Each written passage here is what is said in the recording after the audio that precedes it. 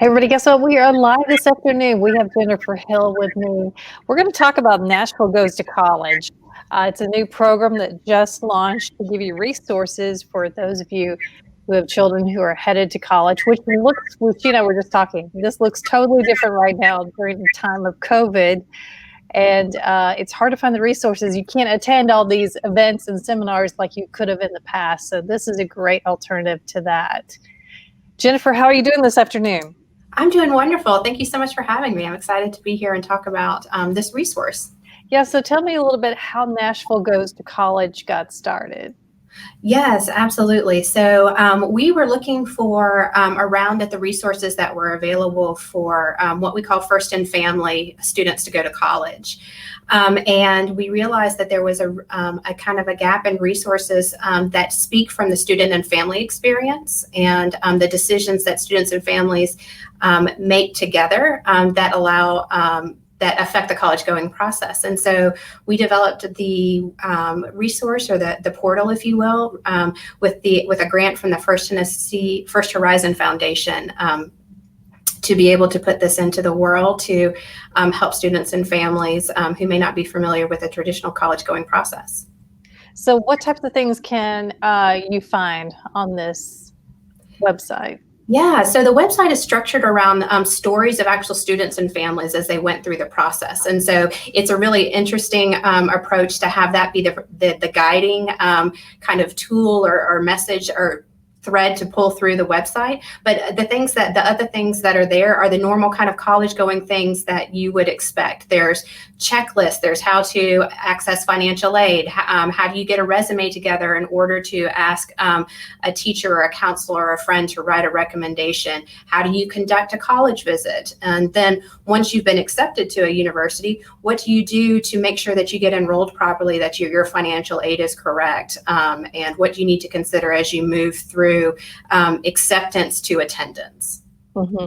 A lot of that process, as someone who went through this recently with one of my children, there's a lot to it. Even though I've been to college, my husband's been to college, it's changed a lot. So even though you've already had that experience, things are different these days. Absolutely, and in this time of COVID, even more different than what you may have experienced through your recent process.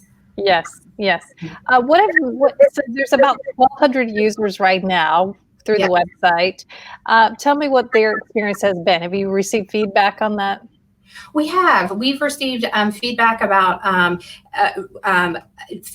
specifically around the types of additional stories or family experiences they want us to feature. So right now there's 8 family stories on there, and so we're always gathering feedback on what's helpful. The site actually, or the resource actually starts all the way back in middle school. So there's conversations starting really early about how do we help families and students in particular develop that college going culture, that college going identity. So we know that our students have these aspirations. And so how do we kind of help them get positioned as early as middle school to be able to get that done? And so a lot of the early feedback was on, hey, can you help us build out that middle school side a little bit more? Because there's fairly well known what to do when you're kind of a sophomore, junior, and senior. It's kind of a prescriptive process. But that middle school piece is where we've been leaning in a lot lately. So what can parents or students do in middle school that will help them? Yeah, that's a great question. A lot of it is just letting it's kind of a little bit more basic, not as prescriptive as the actual process, but articulating to your counselor that this is an aspiration you have. It has a lot to do with, once those conversations are open, how you make course selections in middle school that set you up for the types of courses that you need in high school for the area of interest you may have. It also allows them, counselors, to give you maybe a broader range of experiences or make suggestions of different things to try as you're trying to figure out what you might be interested in career-wise or for post-secondary aspirations. So it's a really experiential type of phase. A lot of freedom, a lot of creativity can go into how we support our middle school students. Mm-hmm. Yeah, I think that's kind of more seeing my kids go through that. It's kind of more of the discovery phase, like you mentioned, like just trying to figure out and really starting, as you said, that conversation or the thought process of what they may want to do or interested in by the time they get out of high school. Right, right. Tell me about the families that you selected, that you told their stories. How did that process work? Yeah, so they're all MNPS graduates, which is kind of how the concept launched, was how do we support MNPS students who are first in family. And so we have families families and students who graduated from our local high schools, who in most cases were the first in their families to attend college.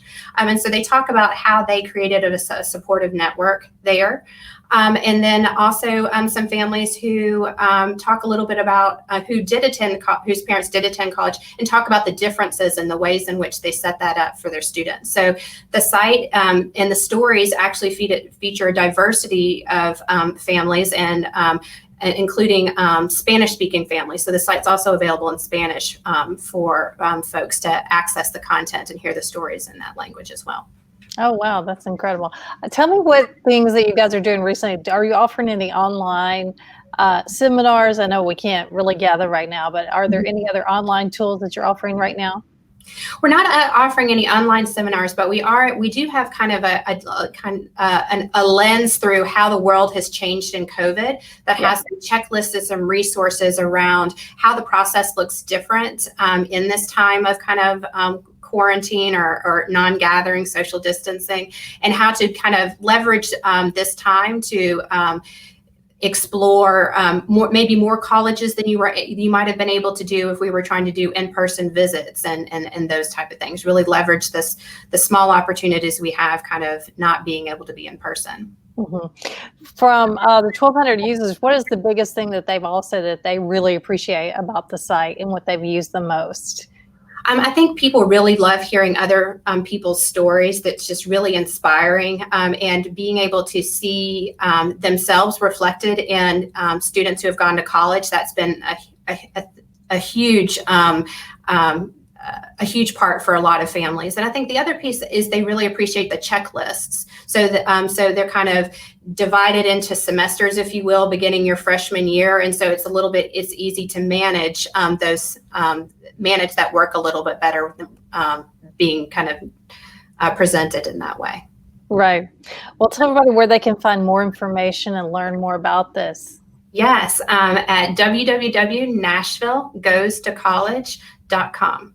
All right. Sounds great. You guys go check it out. There's a lot of information. It may take you a few minutes to get through it all, but it's great. All right. Thanks, Jennifer, for joining us. We'll see you again soon. Thanks so much, Donna. Have a great day. All right. Thanks.